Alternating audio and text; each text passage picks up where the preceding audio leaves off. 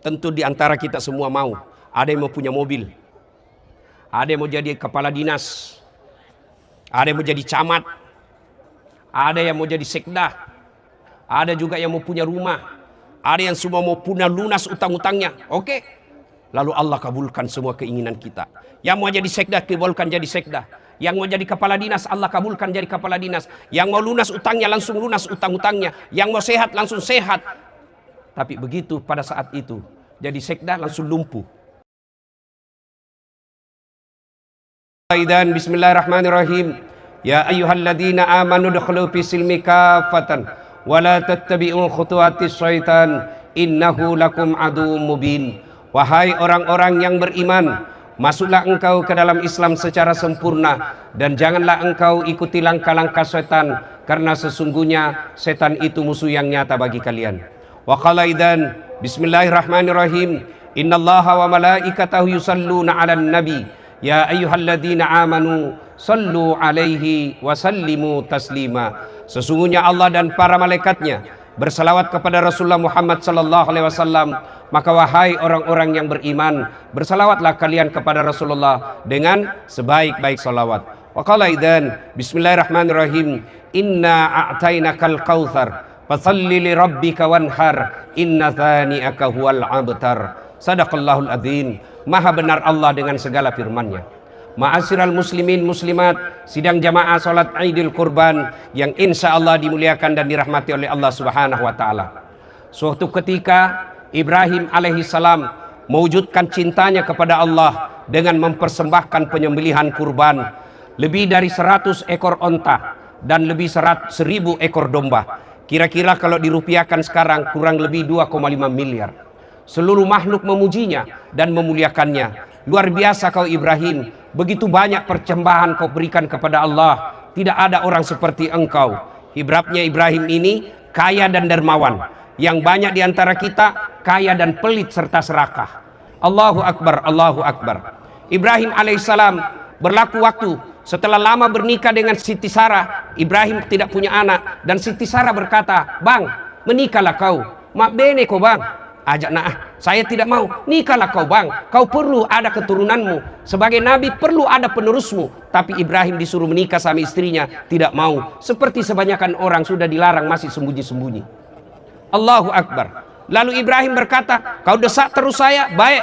Akhirnya Ibrahim menyetujui, "Silakan, oke saya menikah. Tapi sama siapa?" Siti Sarah berkata, "Tidak usah orang lain, itu mau pembantu tak." Menikahlah dia dengan izin Allah. Setelah menikah dengan Siti Hajar, hamil Siti Hajar dan hamil pula Siti Sarah.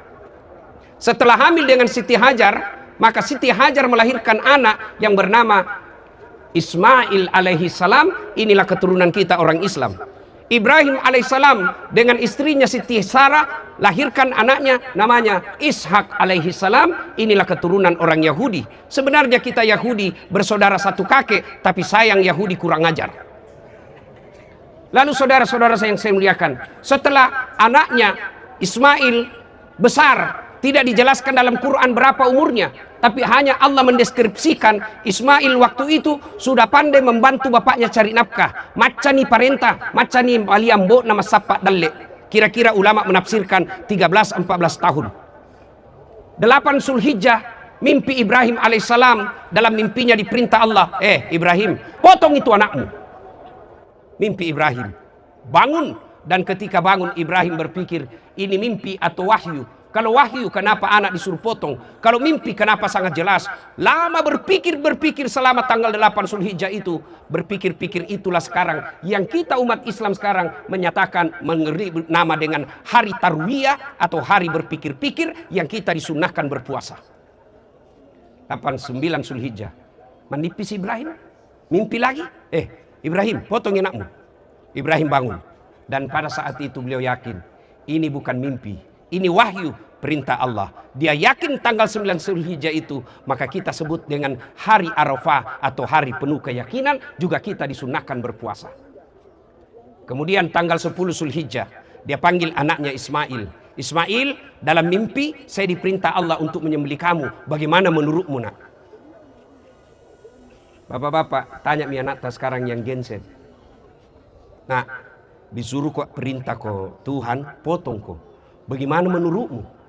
Kira-kira apa jawaban anak-anak sekarang? Pasti na lihat-lihakin neneknya. Kenapa na saya, kakekku? Tapi tidak. Ismail alaihissalam yakin, Pak, kalau ini perintah Allah, jangan ragu. Laksanakan, insya Allah Bapak dapati saya menjadi anak yang sabar. Bukan anak yang pintar. Kalau anak yang pintar, dia akan berkata, nekke, teki nekke, kakekku mo, dia sudah tua. Itu jawaban orang pintar. Tapi apa jawaban Ismail? Laksanakan, insya Allah Bapak dapati saya menjadi anak yang sabar. Jalan. Tanggal 10 Zulhijjah, sekarang karena sudah dieksekusi, waktu itu mau eksekusi, kita sekarang disebut 10 Zulhijjah, hari An-Nahar atau hari melaksanakan janji. Ketika tanggal 10 Zulhijjah, Ibrahim cerita ke istrinya, Hajar, kasih pakai baju anakmu, kasih pakai baju baru, pakai parfum, sisir yang rapi. Saya mau bawa jalan-jalan. Baik. Kemudian dibawalah. Pada saat dibawa anaknya, kepanasan iblis. Lalu mendatangi Ibrahim. Kalau bahasa tadi Makassar, Ibrahim, sini saya kunjung anak nu. Lihat ke tu anak nu lucu-lucu nah. Lamana kau harap, masa kau mau potong ni? Ibrahim tidak banyak bicara. Dia ambil batu, lalu dia lempar itu setan. Ishab ya lagi, pergi kau setan. Kena kepalanya. Sampai Maros mau teriki saya. Datang lagi, gagal menggoda suaminya. Dia datang ke istrinya Siti Hajar. Hajar, kau tahu mau dibawa kemana anakmu? Mau bawa jalan-jalan bapak, nah napa tolo-tolo kok. Maksudnya apa? Dia mau potong itu anakmu. Ah, sembarang kau bilang. Mana ada bapak mau potong anaknya? Katanya perintah Tuhannya. Apa? Perintah Tuhannya. Apa kata Siti Hajar? Ambil batu. Setan. Kalau itu perintah Tuhan, kalau perintah Allah, jangankan anakku, saya juga siap dipotong kalau itu perintah Allah. Dilempar lagi, kena kepalanya. Nah bilang setan deh, lebih gila dari anaknya ini. Allahu Akbar, Allahu Akbar, Allahu Akbar. Gagal goda suami, gagal goda istri, dia datang ke anaknya. Ismail, kau tahu tidak mau dibawa kemana bapakmu? Ismail tidak bicara, dia ambil batu, dia lempar pula itu jin, setan. Kena matanya, menurut hadis mata kanannya kena. 3 lemparan inilah yang dilaksanakan sekarang kalau orang ibadah haji. Yang disebut melempar 3 jumroh. Usta, Aqaba, Ula. Setan besar, tengah, dan kecil. Dia lempar. Simbol permusuhan antara syaitan dengan manusia. Itulah makna ayat yang saya ucapkan tadi. Ya ayyuhalladzina amanu dukhulu fis-silmi kafatan wa la tattabi'u khutuwatis syaitan innahu lakum aduwwum mubin. Itulah yang diabadikan melempar 3 jumroh. Tugu yang dilempar, sekarang dinding yang dilempar. Tapi sebenarnya pesan moralnya Allah ingin sampaikan, hati-hati dalam hidupmu, setan adalah musuh abadi di antara kalian. Dan itu 1 tugu 7 batu dan 3 tugu, besar, tengah, kecil. 1 tugu 7 batu berarti 21 batu. Dan itu 3 hari kita di Mina, berarti 21 batu kali 3 berarti 63 batu. Kenapa tidak 1 kali mo? Kenapa tidak 1 hari saja langsung 63 batu? Allahu Akbar. Kenapa mesti 3 hari dan dicicil 7 batu? Pesan moralnya, kalau kamu hebat melawan setan, perlu napas panjang. Pulang ke itu mau ki karoba. Mau ki karoba itu, datang setan pertama. Nagoda ko dulu itu. Tiap mako 2.500.000. Bisa kau ganti HP itu. Setan. Bapak berhasil? Apa setan menyerah? Tidak, istrimu nama Suki. Kenapa nada itu 2.500.000 kuliah dia peluk? Mau ki kurban. 7 tahun maki ini menikah tidak pernah tong kurban. Apa nak bilang istrimu? Apa kurban? Iya nak talekan duduk kok. Eko seng korban sembayangmu saja tidak beres. Nah, itu setan. Gagal kepada anak suamimu, gagal kepada istri, dia datang ke anakmu. Apa kata anakmu? Pak, jam maki kurban. Bisa kau DP motor itu. Lama mak kasih yang ini setengah mati nih angkot pergi kuliah. Setan. Percaya saudara-saudara sekalian, prinsip setan itu, kalau kau tidak bisa dia kalahkan, jangan dapat pahala. Kalau kau tidak bisa dibuat dosa, jangan dia untung. Itu setan. Maka Allah selalu ingatkan kisah ini. Setan adalah musuh yang nyata bagi kalian. Maka pada saat itu, berhasil Ibrahim dan keluarganya mengalahkan setan. Dia jalan. Lalu Ismail berkata, Pak, sebelum kita potong Kak, tolong tutup mata, tutup mataku. Kenapa? Karena kalau kita lihat Kak, pasti tidak tega kita potong Kak. Yang kedua, tolong ikat tanganku, ikat kakiku supaya saya tidak meronta kesakitan. Yang ketiga yang paling penting, pakai pisau yang tajam supaya saya tidak lama menderita 1 kali iris. Yang keempat, jangan kena bajuku darah supaya tidak naliak mamaku. Dan yang kelima, kalau saya besok meninggal, jangan ada anak-anak seumuranku lewat depan rumah supaya mamaku tidak ingat lagi, kasihan. Baik, jalan. Dibaringkanlah anaknya.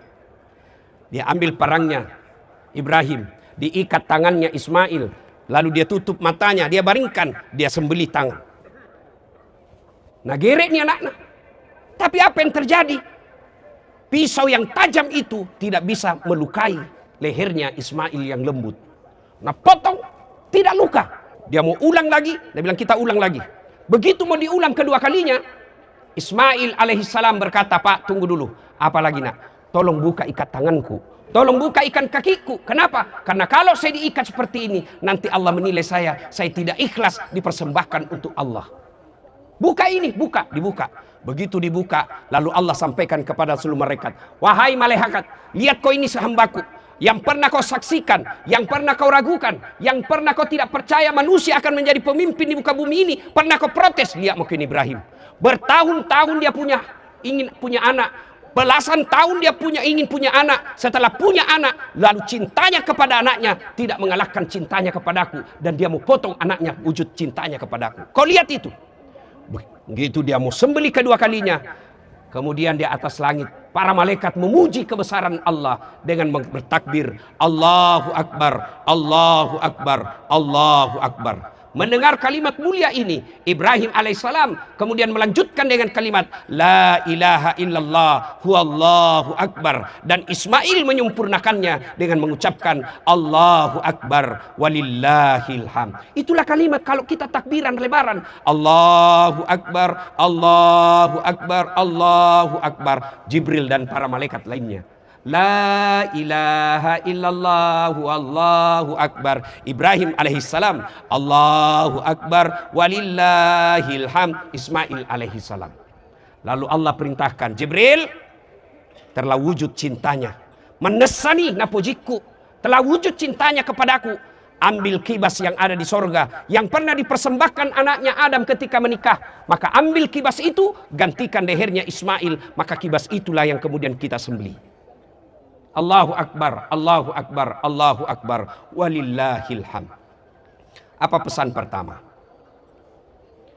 Ibrahim, Hajar, Ismail adalah keluarga yang baik. Cintanya kepada Allah luar biasa.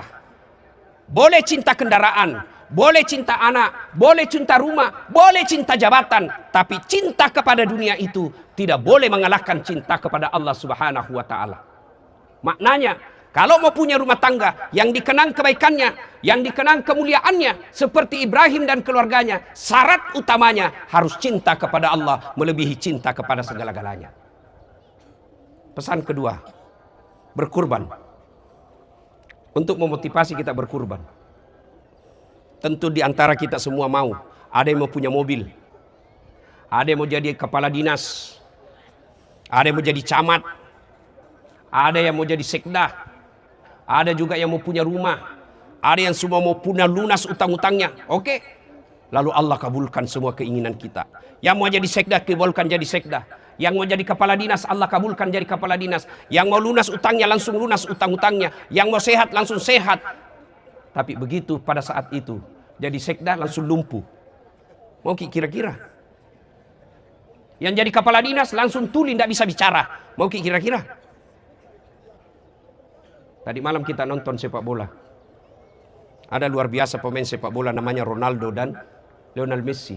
Dikumpul seluruh gaji pegawai pemerintah kota Makassar, pegawainya semua, belum kalah gajinya Lionel Messi. Tapi apa yang dia hebat? Tidak.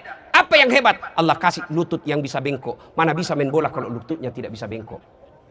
Wali kota kita hebat. Mana bisa jadi wali kota kalau dia tidak bisa melihat dan tidak bisa mendengar? Das atletik yang hebat, mana bisa dia menjadi ceramah yang bagus kalau suaranya sudah rusak? Dan itulah semua pemberian Allah Maka Allah selalu menyindir kita dalam surah Ar-Rahman. Fabi ayyi ala'i rabbikuma tukatsiban. Kegapi pamasekum wasakar dasat. Itulah ayat yang singkat saya bacakan tadi. Inna a'tainakal kautsar. Banyak sekali Allah kasih kita nikmat. Saya kasih adik-adik sekalian. Mau kau saya kasih motor. Motor yang paling mahal. Tapi begitu kau pegang langsung kau lumpuh tidak bisa bergerak. Pasti kau tidak mau. Saya kasih kau handphone paling mutakhir dan paling canggih. Tapi begitu kau pegang handphonemu, langsung kau tidak bisa mendengar. Tentu kau tidak mau. Itulah nikmat yang Allah kasih, kesehatan. Maka ketika Allah kasih kamu kesehatan, ayat berikutnya, maka dari syukur kau. Bersyukur kau. Cara bersyukurnya tidak cukup hanya mengucapkan Alhamdulillahi Rabbil Alamin. Tapi apa? Ayat berikutnya dalam ayat yang pendek ini. Inna a'tainakal kautsar fasalli li rabbika wanhar. Maka solatlah. Solat. Saudara-saudara sekalian. Biar kau kurban. Tapi kau tidak solat. Tidak ada gunanya. Biar kau haji tiap tahun. Tapi kau tidak solat. Tidak ada gunanya. Solat adalah puncak penghambaan kepada Allah subhanahu wa ta'ala. Dan orang yang tidak mau solat sesungguhnya. Dialah orang yang paling sombong di hadapan Allah subhanahu wa ta'ala. Kenapa bisa Ustaz? Saya kasih ilustrasi sederhana. Anggota tubuh paling mulia kepala. Bercanda kita dorong pantakku masih ketawa kak. Dorong perut Pak Wali Kota masih senyum. Tapi jangan kau coba-coba dorong kepalanya. Begitu kau dorong kepalanya pasti marah. Kenapa? Alena beliau yang terhormat kepala kita. Bapak kasih saya uang. Anggota tubuh paling hina kaki. Kasih mah uang pakai kaki. Dan saat ini honor nueh. Pasti saya ngamuk. Biar saya miskin jangan kau hina kak. Kenapa? Anggota tubuh paling hina adalah kaki. Tapi di hadapan Allah. Kepalamu yang mulia. Kakimu yang hina. Rendahkan kepalamu yang mulia itu serendah kakimu yang hina. Kenapa? Kamu berhadapan dengan Allah yang maha kuasa. Allah yang maha mulia. Saya Tuhanmu. Saya tidak khusus Ustaz. Bukan urusanmu. Saya masih bohong Ustaz. Bukan urusanmu. Yang penting kau sholat. Kata Allah. Masam pajak kau sembah saya. Saya Tuhanmu. Maka kalau kau bersyukur. Maka banyak-banyaklah sholat. Kenapa hidupku susah? Pasti tidak sholat kau. Kenapa rumah tanggaku berantakan? Pasti suami istri tidak sholat. Kenapa anakku susah dapat lapangan kerja? Pasti kau tidak sholat. Tidak mungkin Allah sengsarakan hidupnya orang yang baik sholatnya. Wali kota punya ajudan. Coba milih ajudan kalau dipanggil. Ajudan! Langsung lompat. Biar tidur makan canggoreng langsung lompat. Ada kira-kira ajudan. Ajudan! Tunggu dulu. Tidak mungkin. Padahal wali kota ada pensiunnya.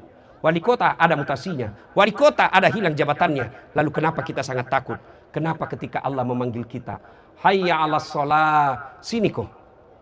Ya Allah berikan saya kekayaan. Ya Allah berikan saya kesehatan. Ya Allah kabulkan keinginanku. Allah dengar semua keinginan kita. Maka Allah jawab doa kita. Hayya 'alal falah. Sini kau. Saya kasih kau apa yang kamu mau. Itu makna hayya 'alal falah. Allahu Akbar. Allahu Akbar. Yang kedua cara bersyukur. Yang ketiga cara bersyukur. Setelah mengucapkan hamdalah. Yang kedua sholat. Yang ketiga berkurbanlah. Banyak saudara-saudara sekalian yang punya harta. Ada tabungan tak 20 juta.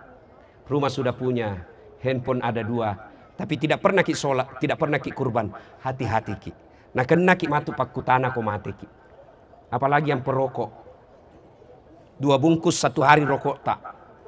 Berarti 60.000 1 hari. 1 minggu berapa? 1 bulan berapa? 1 tahun berapa? Lalu tidak pernah kau kurban sampai sekarang. Oh, hati-hati kau sekali. Jangan kau berkata tidak mampu. Dan kalau kau sudah mampu dan tidak berkurban, ingat ayat ketiga. Inna a'tainakal kautsar fasalli li rabbika wanhar inna dzani'aka huwal abtar. Putus rahmat Allah kepadamu. Ibarat bahasa sehari laya-laya tapu kepak maku. Dari kasih sayang Allah. Maka jangan heran hartamu banyak tapi penyakitmu berlimpah. Hartamu banyak tapi tidak ada kedamaian. Jabatanmu tinggi tapi penuh kehinaan. Kenapa? Kamu sudah putus dari kasih sayang rahmat Allah. Allahu Akbar, Allahu Akbar, Allahu Akbar. Semoga ada manfaat. Lebih dan kurangnya mohon dimaafkan. Barakallahu li wa lakum wa izza'izil mu'minin. Innahu huwal ghafurur rahim. Allahu Akbar, Allahu Akbar, Allahu Akbar. Allahu Akbar, Allahu Akbar, Allahu Akbar, Allahu Akbar kabira, walhamdulillahi katsira, wa subhanallahi bukratan wa azila, la ilaha illallah, huwallahu akbar, Allahu akbar, walillahil hamd. Alhamdulillah, alhamdulillahi rabbil alamin, wa bihi nasta'inu ala umurid dunya wad din. Asyhadu an la ilaha illallah wa asyhadu anna Muhammadan abduhu wa rasuluh. Allahumma salli ala Sayyidina Muhammad wa ala alihi wa sahbihi ajma'in. Amma ba'd. Fa ya ibadallah, ittaqullaha haqqa tuqati wa la tamutunna illa wa antum muslimun. Wa qala idzan bismillahirrahmanirrahim. Inna a'tainakal kautsar fasalli li rabbika wanhar inna saniyaka huwal abtar. Sadaqallahul azim. Sidang jamaah yang saya muliakan, mari sejenak kita berdoa, mohon izin untuk mengaminkan. Adik-adik yang lagi jalan, sunnah harus Anda duduk dulu, dengarkan doa, karena ini bagian daripada khutbah. Maka sesungguhnya kalau Anda meninggalkan tempat, Anda tidak mendapatkan kesempurnaan sholat Idul Adha. A'udzubillahi minasyaitonir rajim. Bismillahirrahmanirrahim. Allahumma salli ala Sayyidina Muhammad wa ala ali Sayyidina Muhammad. Allahumma ghafir lil mu'minina wal mu'minat wal muslimina wal muslimat al ahya'i minhum wal amwat innaka sami'un qaribun mujibud da'wat wa kadiyal hajat. Allahumma inna nas'aluka salamatan fid din, salamatan fid dunya wal akhirat, wa afiatan fil jasadi, wa siyadatan fil ilmi, wa barakatan fil rizqi, wa taubatan qablal maut, wa rahmatan indal maut, wa maghfiratan ba'dal maut. Allahumma hawwin alaina fi sakaratil maut, wa najatan minan nari wal afwa indal hisab. Rabbana la tusik qulubana ba'da is hadaitana wa hab lana min ladunka rahmah innaka antal wahhab. Allahumma ghfir lana, Allahumma ghfir lana wa liwalidayna warhamhuma kama rabbayana saghira. Rabbana atina fid dunya hasanah wa fil akhirati hasanah wa qina adzabannar.